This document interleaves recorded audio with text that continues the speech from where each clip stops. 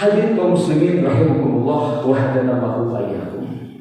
Sehingga para ulama membagi bahwa puasa itu ada 3 tingkatan. Yang pertama adalah yang disebut shaumul awam. Artinya puasa orang awam. Mungkin seperti kita. Karena yang disebut shaumul awam itu adalah fa'ala takmil bakti wa anis sahabat. Artinya yang disebut puasa awam itu adalah hanya sebatas menahan lapar, menahan haus dan menahan syahwat. Itu namanya shaumul awam. Apakah diterima dan tidaknya itu belum tentu, Pak. Karena orang yang hanya sekadar menahan hawa atau menahan lapar dan haus itu belum tentu diterima oleh Allah Subhanahu wa taala. Sehingga Rasulullah SAW telah bersabda, "Kam min shaimin laisa min siyami illa aqsu wal ju." Tidak sedikit orang-orang yang berpuasa, tetapi serius saya hanya sebatas menahan lapar haus saja, sementara pahala yang dijanjikan oleh Allah Subhanahu wa taala tidak dapat apa-apa. Itu yang disebut shaumul awam. Nah, makanya kalau kita berpuasa bukan hanya sekedar untuk menahan haus lapar, tetapi harus ditingkatkan kepada yang disebut shaumul khawas. Apa yang disebut shaumul khawas? Shaumul khawas itu adalah bukan saja sekedar menahan lapar, haus dan dahaga, tetapi ditingkatkan menahan dari segala perbuatan dosa dan maksiat. Baik dosa mata, dosa telinga, dosa lisan, dosa tangan, dosa kaki, atau dosa perut. Nah, itu yang disebut shaumul khawas. Namanya shaumul sholihin, puasanya orang-orang yang saleh. Jadi kalau kita berpuasa, misalkan lidah kita, lisan kita selalu berbohong, atau mata kita selalu dipakai untuk hal-hal yang tidak diridhoi dan tidak disukai oleh Allah Subhanahu wa taala, atau telinga kita pada kita berpuasa selalu dipakai mendengarkan untuk hal-hal yang tidak dicintai dan tidak diridhoi oleh Allah Subhanahu wa taala, maka dijamin puasanya tidak akan diterima oleh Allah Subhanahu wa taala. Sehingga Rasulullah SAW bersabda, "Khamsun yuktirna shaum." Ada 5 perkara yang akan membatalkan pahala puasa, walaupun puasanya sah menurut fikih. Tetapi masalah pahala itu belum tentu kita diraih, belum tentu kita dapat. Apa yang 5 itu? Yang pertama adalah al-kadzib, berbohong, berdusta. Padahal kita sedang berpuasa. Toh kenapa? Masih saja kita berbohong, masih saja kita berdusta. Maka walaupun puasanya sah menurut fikih, tetapi masalah pahala belum tentu ada. Kenapa? Karena dibatalkan dengan berbohong. Maka jangan sekali-kali kita ketika berpuasa jangan berbuat bohong, karena berbohong akan membatalkan pahala puasa. Yang kedua adalah an-namimah. Artinya adalah apa? Namimah, memprovokasi, membuat orang menjadi bermusuhan, membuat orang menjadi berkelahi. Itu adalah namimah. Kalau kita sedang berpuasa kemudian kita selalu mengadu-ngadu orang, bahkan bukan saja mengadu dengan manusia, hewan saja tidak boleh. Mengadu domba dan mengadu apa saja, biasa hewan, mengadu ayam, itu adalah namimah.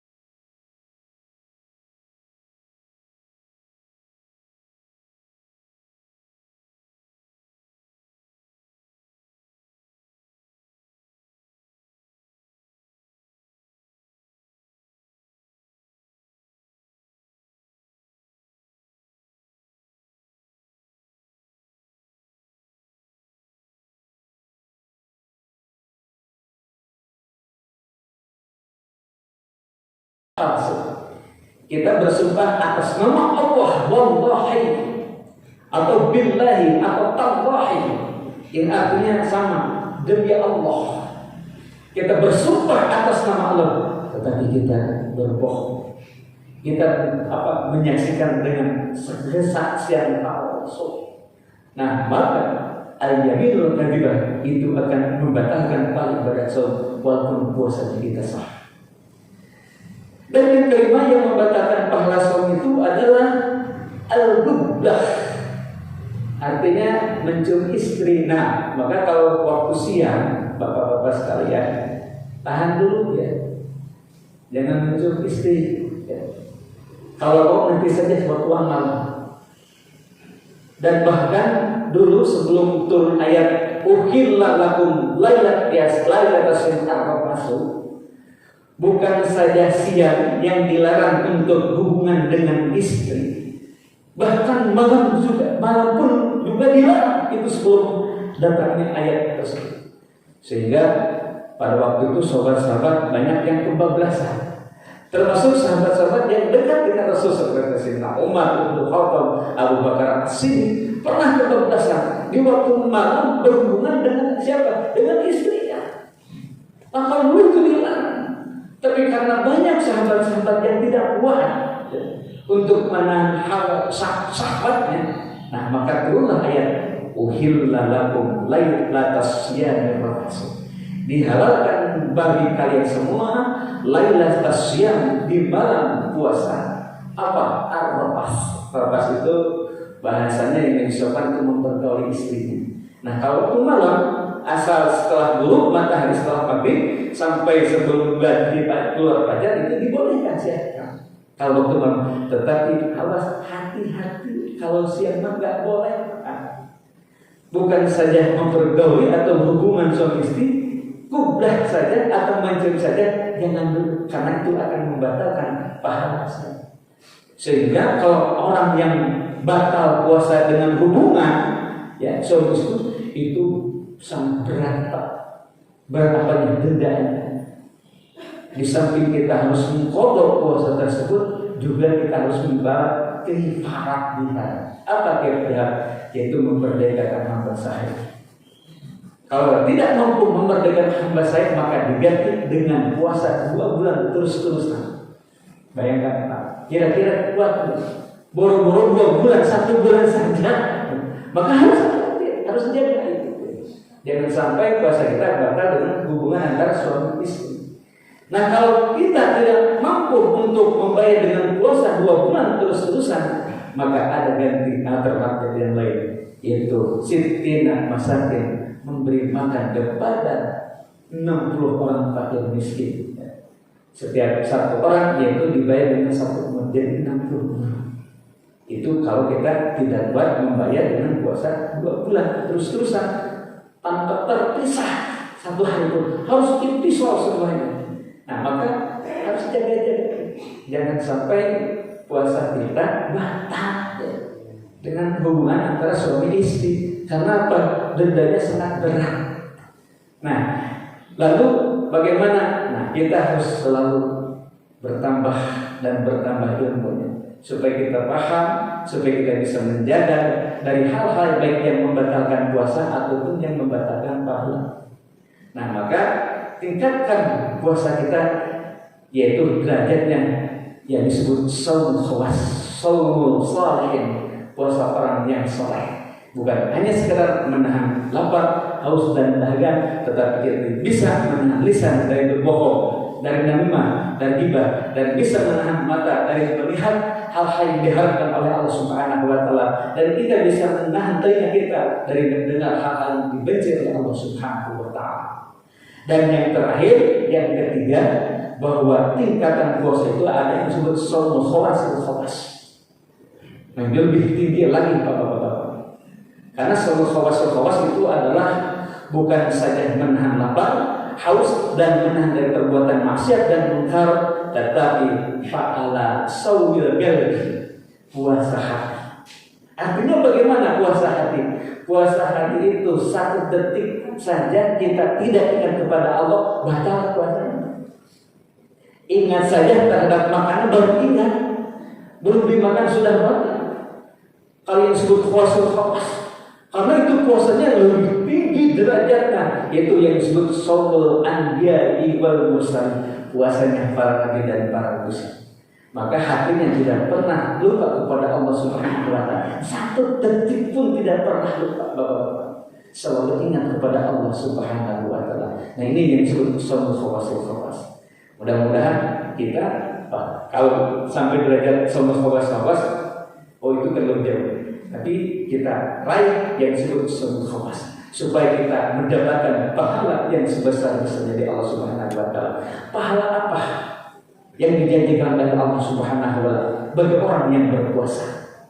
Di dalam hadis qudsi Allah Subhanahu wa Ta'ala berfirman, kullu amalin ibni adam lahu. Setiap amal manusia berhak mendapatkan pahalanya. Seperti pahala kebaikan, insya Allah Allah akan melipat gandakan satu kebaikan dengan 10 pahala. Itu orang yang sehat beramal soleh. Tetapi illa saum, kecuali puasa.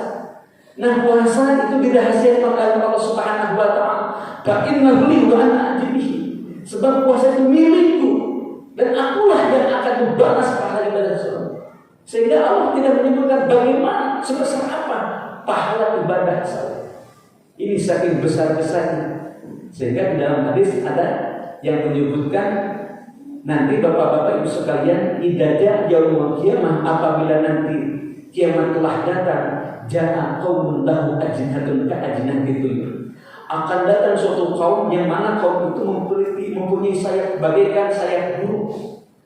Lalu kaum-kaum itu yang mempunyai sayap yaqina ilahi qaulil jinan akan terbang kemana? Qaulil jinan, yaitu ke gerbang surga. Subhanallah, akan datang ke gerbang surga, mau masuk surga.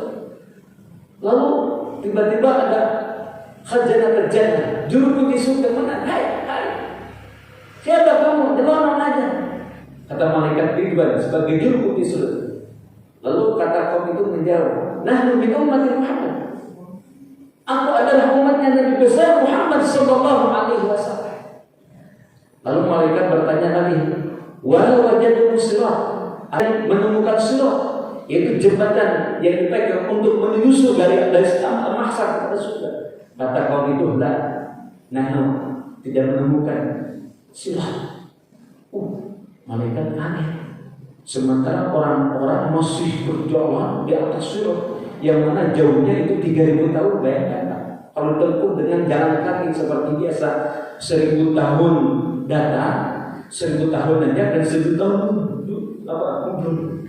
Jadi kalau jumlahkan 3.000 tahun baru bisa sampai. Ini tiba-tiba langsung ada di depan surga tanpa melalui sirat. Lalu malaikat bertanya lagi, wahai wajadtum hisab, dan kenapakah kalian menemukan hisab? Kata orang tersebut, aku tidak menemukan hisab. Sementara orang lain ratusan bahkan ribuan tahun dihisab, diminta pertanggungjawab ketika kita hidup di alam dunia. Malaikat kaget, bimana wajadtum hadirat? Dengan apa kalian bisa menemukan derajat seperti ini? Masuk surga tanpa kalau dihisab, tanpa melalui sirat, tiba-tiba langsung ada di gerbang surga. Kata kaum tersebut menjawab, abadna Allah fid dunya sirran wa akfana Allah ta'ala sirran. Aku mendapatkan sesuatu yang mulia ini karena aku ibadah ketika di dunia sirran, dengan rahasia.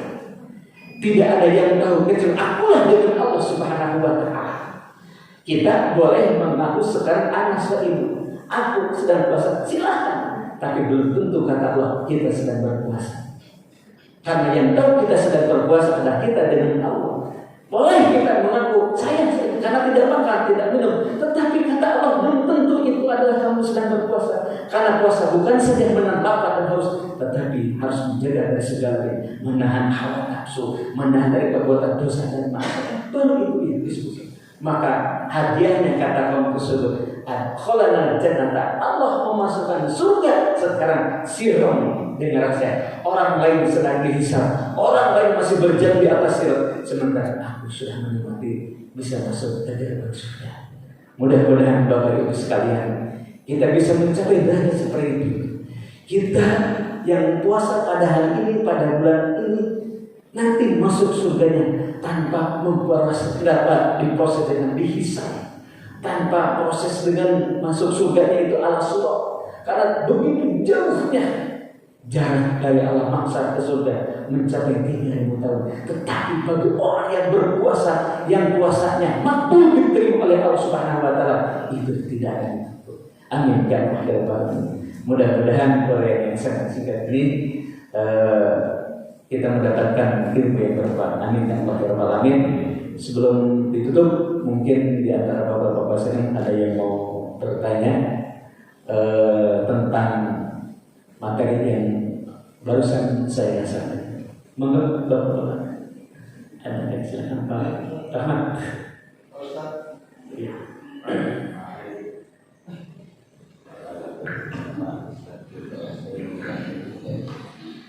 Silakan Haji. Waalaikumsalam. Assalamualaikum.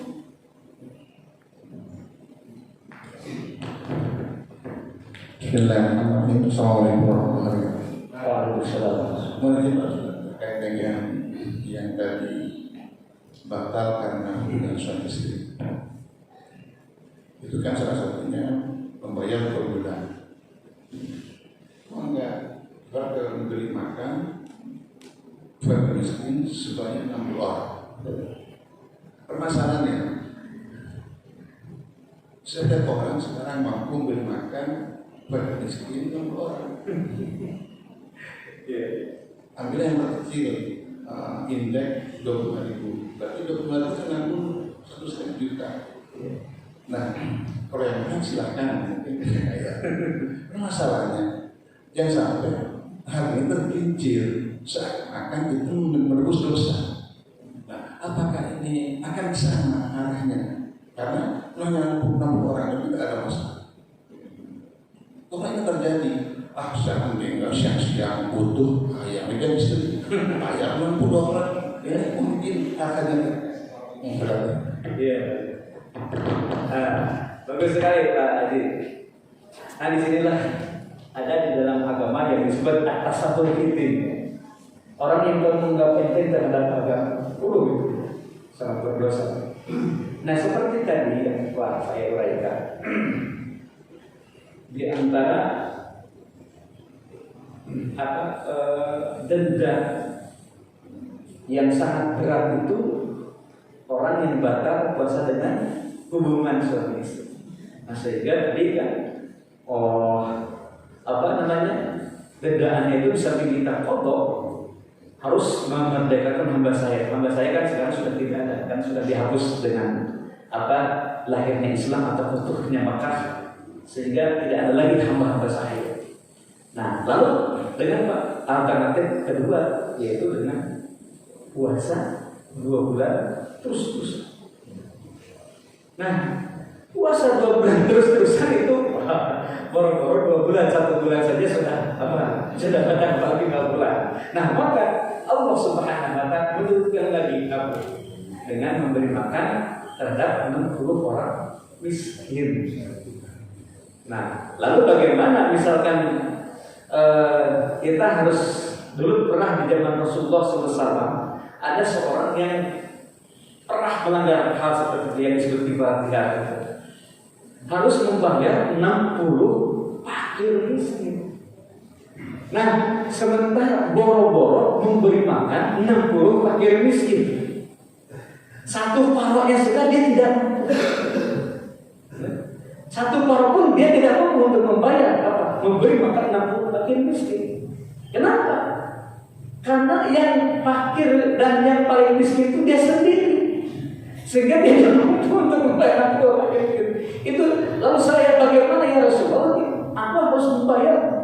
Hanya Rasulullah SAW karena apa? Karena dia tidak mampu, Rasul memberi kurma untuk 60 orang fakir miskin. Nah sehingga diterimalah oleh untuk membayar. Silakan kasihkan kepada orang fakir miskin. Loh ya Rasulullah, kan yang paling fakir dan yang paling miskin itu saya. Lalu harus dikasih kepada siapa lagi? Itu saya yang paling fakir dan paling miskin. Dan kepada siapa? Ya untuk Allah aja lah. Kata Rasulullah SAW, kalau tidak ada fakir yang miskin lagi, karena curikan untuk itu beruntung sekali Pak. Tidak ya, selama 32 bulan terus-terusan tidak dapat kurma lagi dari Rasulullah SAW. Itulah agama Islam ya, agama yang betul-betul sangat rahmatan lil alamin, agama yang sah ya. Nah gitu ya Pak Haji ya, maka disinilah kita harus betul-betul pertama dalam pelaksanaan syariat itu harus jangan sampai kita menganggap enteng atau menganggap sepele. Karena ini ada gini, yang penting mah kita yang ini aja lah, yang kita aja. Enggak. Supaya kita mampu, ambillah yang paling tinggi. Supaya kita mampu. Baru kalau kita tidak mampu, ambil yang tahap keduanya, ketiga dan seterusnya. Gitu ya tadi ya. Silakan ada lagi, enggak? Mana siap ya? Assalamualaikum warahmatullahi wabarakatuh. Waalaikumsalam. Mungkin agak nyeleneh juga nih Ustaz pertanyaannya. Ya, boleh. Dalam ya media dunia medsos sekarang ini istilahnya emang sekarang tapi nggak tahu nih keterangan dari mana. Kira-kira di WA group atau di WA pribadi kadang-kadang seseorang posting entah itu makanan atau istilahnya tayangan yang kurang senonoh gitu. Dalam posisi masa puasa belum buka. Gimana hukumnya orang yang posting itu menurut hukum puasa, apakah yang bersangkutan batal atau gimana? Satu itu pertanyaannya. Yang kedua, kita kan hidup berinteraksi, Ustaz, ya bersosialisasi. Ada istilahnya pandangan yang nggak boleh kita lihat, sementara kita lihat nggak sengaja gitu Ustaz. Gimana gitu kan? Apakah kita obatnya langsung istighfar, coba jalan lagi puasa? Mungkin itu aja Ustaz. Assalamualaikum warahmatullahi wabarakatuh. Waalaikumsalam. Ya, kita tidak bisa lepas dengan media sosial di zaman sekarang itu. Bukan saja anak muda, orang tua juga itu selalu punya. Nah, sementara kita sedang berpuasa di bulan suci Ramadan. Nah, baik WA, Facebook, Twitter, lain dan sebagainya, seluruh media-media sosial. Nah, di sini kita harus betul-betul bijak dalam menggunakan medsos itu ya. Lihat waktu ya, dan keadaannya. Kalau sekarang sedang bulan suci Ramadan, kita dituntut untuk menjaga, bukan saja menjaga dari perbuatan atau dari makan dan minum saja, tapi dari perbuatan dosa dan maksiat. Nah, sementara kita itu tidak bisa terlepas dari media sosial. Nah, maka kita harus tidak. Jangan sampai kita memposting atau men-share hal-hal yang sifatnya dosa. Kenapa? Setiap ucapan yang hukumnya dosa, maka diketik dan ditulis itu juga dosa. Contoh misalnya, kita haram hukumnya berbohong, berbuat bohong, menulis kebohongan juga itu dosa. Hoax ya, itu banyak sekali ya berita-berita atau share-sharean baik WA atau sebagainya itu banyak yang hoax. Maka harus kita klarifikasi dulu sebelum kita share apakah manfaat atau mudaratnya, dosa atau tidak, atau dapat pahala ketika men-share. Dan berita-berita yang lain yang sifatnya ghibah, namimah. Nah, hati-hati. Itu ada sebuah media ya, sehingga di dalam usul fikih dikatakan bahwa kalau orang yang membantu terhadap perbuatan maksiat, dalam bahasa Arabnya man a'ana bi maksiatin kana syarika. Barang siapa yang membantu, menolong dari berbuat maksiat kan syarikan itu, maka dia udah ada di dalamnya, sama kita berdosa. Jadi kalau kita men-share terhadap orang lain, misalkan isi beritanya hoax, maka sama juga kita berbuat bohong, jadi sama kita berbuat dosa. Maka kita hati-hati dan harus bijak ketika kita menghadapi medsos di zaman sekarang ini. Jangan sampai kita terjebak ya. Istirahat dulu, karena apa? Ghibah itu atau berbohong itu bukan hanya sekedar itu dengan lisan, tapi jari-jari kita bisa ghibah, jari-jari kita bisa berbuat bohong, jari-jari kita bisa memprovokasi. Hati-hati dengan adanya media sosial. Ya, sama, maka antara lisan dengan jari itu harus sama-sama kita jaga. Jangan ini menarik, ini akan padahal itu berita bohong atau bahkan berita-berita yang sifatnya menghasut, hujatan mungkin aku mau bilang ini. Jangan, harus bijak. Baru kalau ada misalkan di WA, di Facebook dan sebagainya informasi yang positif, mau idatil hasanah, misalkan nasihat, justru itu harus diperbanyak pada kita. Ya. Jangan sampai disimpan. Kalau berita itu bohong, sifatnya untuk memprovokasi, fitnah, hujat dan sebagainya, tahan. Lebih baik harus. Karena bukan mendapatkan pahala sedekah jariyah, tetapi itu akan mendapatkan maksiat jariyah. Nah, lebih dari karena sepanjang tulisan itu ada yang kita tulis misalnya untuk provokasi, bohong dan sebagainya, terus oleh kita bisa, oleh orang bisa lagi terus sampai sedunia yang saya tahu, maka kita akan mendapatkan dosa maksiat jariyah, dosa yang akan mengalir walaupun kita sudah ada di alam barzah. Nah, begitu. Ya, harus hati-hati. Jangan, kita harus bijaksana dalam menggunakan media sosial. Nah, yang kedua, nah bagaimana ya? Sekarang memang perbuatan dosa munkar itu susah untuk dibendung.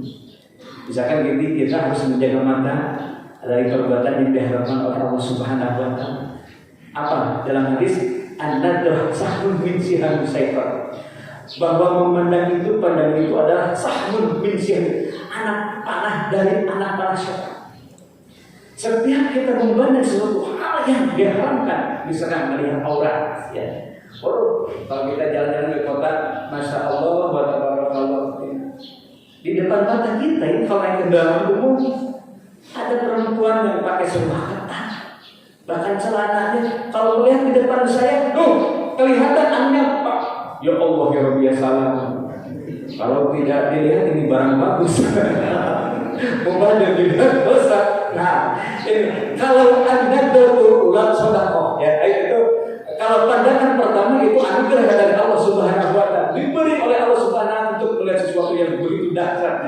Itu kalau pertama. Nah, kalau kedua kalinya terus melihat dosa, ya cepat istighfar. Begitu kita melihat langsung kita astagfirullahaladzim. Yang pertama itu enggak berdosa, ya enggak berdosa. Tetapi kedua kalinya itu jadi dosa. Maka cepat beristighfar itu. Harus kita jaga mata kita, jaga telinga kita, jaga lidah kita, ya, dari perbuatan yang tidak diridhai Allah Subhanahu wa taala. Itu ya. Monggo silakan, ada lagi.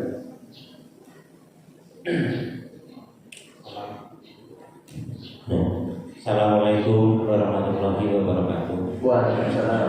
Mohon maaf Pak Ustaz, berkenaan dengan tadi masalah kita dengan istri, untuk menciumnya itu apakah itu maksudnya asal mencium atau dengan nafsu atau termasuk kita cium tangan atau apa, itu batasannya bagaimana untuk membatalkan membatalkan pahala puasa? Soalnya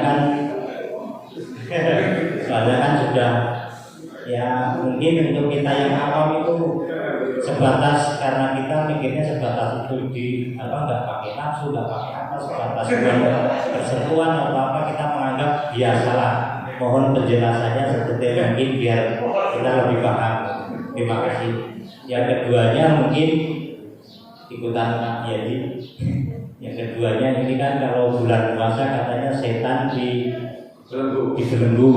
Nah terus kejadian maksiat, kejahatan segala macam itu yang lebih berperan itu setan atau siapa itu? Mohon maaf biar setannya nggak difitnah. Mungkin sekian. Terima kasih. Assalamualaikum warahmatullahi wabarakatuh. Betul ya. Tadi di antara yang membatalkan pahala puasa itu adalah qublah, ya, mencium istri kita sendiri. Nah, qublah itu bermacam-macam. Mencium sebatas kita takdim dan hormat kepada, misalkan atau istri menghormat kepada kita sebagai suami, atau kita sebagai suami terhadap istri, mempunyai rasa kasih dan sayang. Kalau bila syahwatin, betul tadi saya tidak merinci mencium seperti apa yang membatalkan pahala puasa itu. Mencium bil al-qublah bisahwah, ya, mencium dengan timbul syahwat kepada dari nafsu syahwat.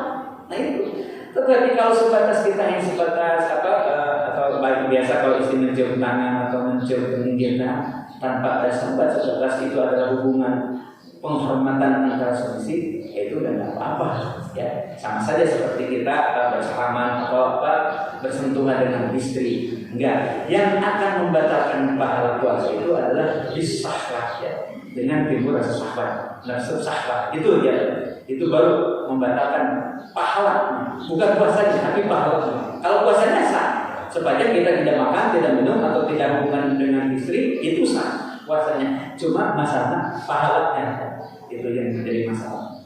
Terus yang kedua, ya, bahwasanya apa yang kedua? Setan, peran setan. Nah, di bulan suci Ramadan itu memang bahwa asyaitun qaidah. Setan itu dibunuh sehingga tidak bisa berbuat apa-apa setan kalau di bulan suci Ramadan. Karena mereka semuanya dipenjara oleh Allah Subhanahu wa taala dihormati syahri Ramadan dengan berhormat di bulan suci Ramadan sehingga setan pun itu tidak bisa menggodai. Tapi kenapa banyak pasal negara di bulan puasa yang berbuat dosa dan maksiat masih terus berjalan, bahkan mungkin lebih meningkat. Nah, siapa yang berperang, setan atau siapa? Nah, kalau setan jelas tidak berperan di sana. Ketika orang berbuat dosa dan maksiat di bulan suci Ramadan, setan itu tidak berperan, tidak ikut cium di sana. Tapi yang ikut siapa? Nah, tiap manusia itu mempunyai nafsu. Ya. Di dalam diri kita sering saya menyampaikan bahwa kata Ibnu Mas'ud di dalam kitab Tahdhibul Akhlaq bahwa setiap manusia itu memiliki 4 nafsu. Ada yang disebut nafsu syaitannya, bukan setan tapi nafsu setan. Ada nafsu hayawannya, nafsu hewan, dan ada nafsu sempurna. Nah, kalau banyak di bulan suci Ramadan orang yang berbuat maksiat, itu jangan herankan. Walaupun setan dibelenggu, setan dipenjara, tidak bisa bergerak, tapi di dalam diri kita ada nafsu setannya. Makanya puasa itu bukan sekedar untuk menahan lapar dan haus saja, tetapi puasa itu mampu untuk mengendalikan nafsu itu sendiri. Nah, kalau orang yang berbuat dosa dan maksiat seperti di dalam tubuhnya ada nafsu setan, itu karena nafsunya, berarti orang tersebut belum bisa mengendalikan nafsunya. Itu sangat keras dan sangat berat untuk mengendalikan nafsu. Maka puasanya itu yang menjadi tanda tanya kalau menurut saya. Ya. Puasanya mungkin belum betul-betul berpuasa. Ya. Karena pada intinya puasa itu untuk bisa mengendalikan hawa nafsu. Nah, dari nafsu justru itu tubuhnya kita berbuat dosa dan maksiat. Dari nafsu syaitoniahnya, dari nafsu hayawaniahnya, dari nafsu sambuyahnya. Itu kenapa di bulan suci penggunaan masih ada?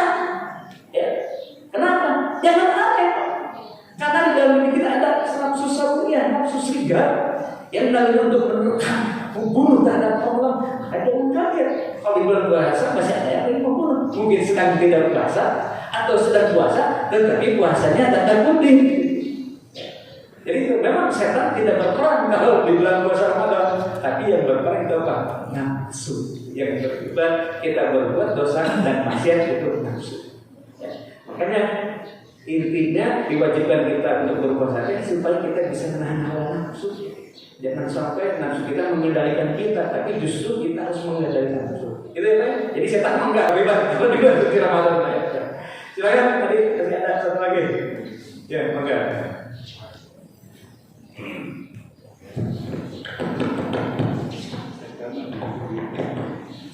Assalamualaikum warahmatullahi wabarakatuh. Waalaikumsalam.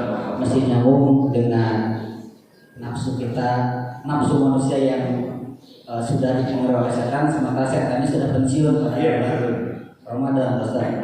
Sehingga larangan kali terkait dengan menggauli istri di siang hari, oleh karena kebiasaan dia mungkin bisa jadi karena faktor godaan setan itu, sehingga dia berpikir secara strategi. Jadi punya akal bulus namanya, atau hilah atau helah dalam bahasa agama, supaya dia terhindar dari hukuman akibat hubungan dengan suami di siang hari. maka dia punya siasatnya adalah kalau Bulus tadi dia sama istrinya makan dulu. Jadi batalnya itu karena makan, lalu dia hubungan sama istri. Pertanyaan saya, berat mana hukum hilah dan akibat langsung hubungan suami istri? Terima kasih Ustaz.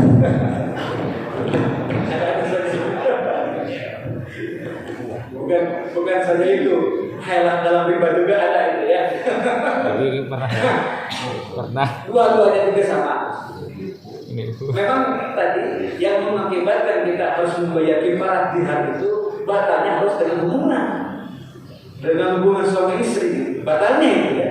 Baru kita bayar kifarat dihar. Nah, bagaimana misalkan kita punya hayalan dengan punya strategi batalnya bukan dengan hubungan, tapi kita batal dulu dari makan dengan minum hubungan. Nah, itu bagaimana? Memang kalau dari segi beratnya berat yang tadi, ya. Yaitu apa? Dosanya itu adalah dosa yang batalnya dengan apa? Dengan berbuat jima atau hubungan suami istri. Nah, kalau batalnya dengan makan atau dengan minum itu lebih ringan. Nah, bagaimana misalkan apakah harus membayar kifarat dihar? Kalau misalkan memang hubungan suami istri, tetapi didahului dengan makan minum itu enggak gitu. Nggak harus bayar kifarat dihar karena batalnya bukan dengan apa, dengan mujamaahnya, dengan dia dengan istri, tapi itu batalnya dengan makan dan minum. Tapi tetap itu adalah golongan dari minal kabair, dosa besar. Cuma dosanya tetap yang lebih gede itu adalah dengan batalnya berbuat hubungan antara suami istri. Gitu. Helah itu tidak boleh. Helah itu namanya betul. Jadi helah seperti tadi ada juga helah riba. Helah riba juga ada. Supaya kita terhindar dari riba, padahal itu dari riba. Cuma ada helah gitu ya. Ada rekayasa atau ada strategi gitu. Gak boleh ya. Kalau riba kan menuliskannya, mencatatkannya atau menyaksikannya, dan apalagi yang terlibat di dalam itu membawa dosa gitu ya. Itu gak boleh helah, apalagi itu hubungannya kita dengan Allah Subhanahu wa taala. Allah Maha tahu walaupun bagaimana Allah mengatur atas hewan gitu. Jangan gitu. Walaupun memang dari segi besar dan kecilnya dosa itu beda-beda tergantung perbuatan. Itu ya kan? Ya, terima kasih. Ustaz, boleh satu lagi Ustaz. Iya. Dari Pak Haji Ade. Mungkin yang kami sekarang mungkin akalnya Pak, kita sabar sekarang. Kalau sabar gimana hukumnya Mas Ustaz? Kita sabar berpergian. Hubungan istri itu bagaimana itu? Ya, terima kasih. Betul. Nih, bagi orang yang berpuasa itu dibolehkan tidak puasa apabila kita sedang safar. Kita mau pergi ke Surabaya, kita mau pergi ke Jakarta yang jaraknya sudah mencapai masafatul qasr yang bisa diqasar, itu diberi keringanan untuk tidak berpuasa. Boleh. Tetapi wa anta sumu khairu, waktu berpuasa lebih baik. Kita kuat, kita puasa, kita berpergian ke Surabaya, kita masih lebih baik puasa. Nah, bagaimana kita dia asal sedang tidak puasa? Boleh, silakan. Asal sedang tidak puasa kita batal dulu karena Allah Subhanahu wa taala memberi rukhsah keringanan bagi yang sedang di perjalanan. Misalkan kita boleh tidak puasa, ya enggak puasa. Kemudian kalau sedang tidak puasa, apakah bagaimana? Boleh enggak hubungan suami istri bersama? Kalau sedang tidak puasa itu silakan, boleh lah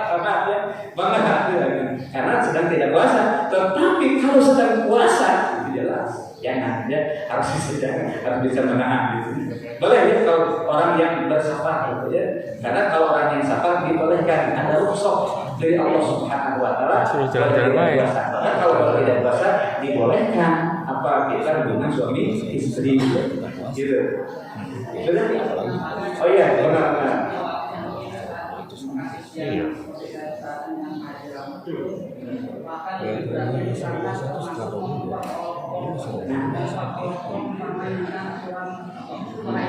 Nah, makanya betul. Makanya atas sahur itu, ya atas sahur itu, tak boleh. Tapi saya puasa 2 bulan, kuat saya.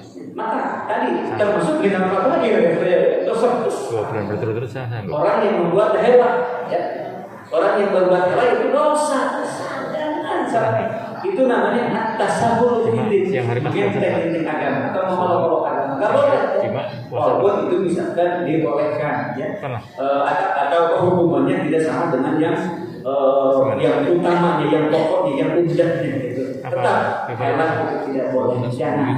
Tadi bisa-bisa termasuk tasabul fiddin itu minal dosa. Janganlah apa-apaan gitu ya. Berbahaya. Nggak usah. Jangan. Gitu ya. Udah, cukup.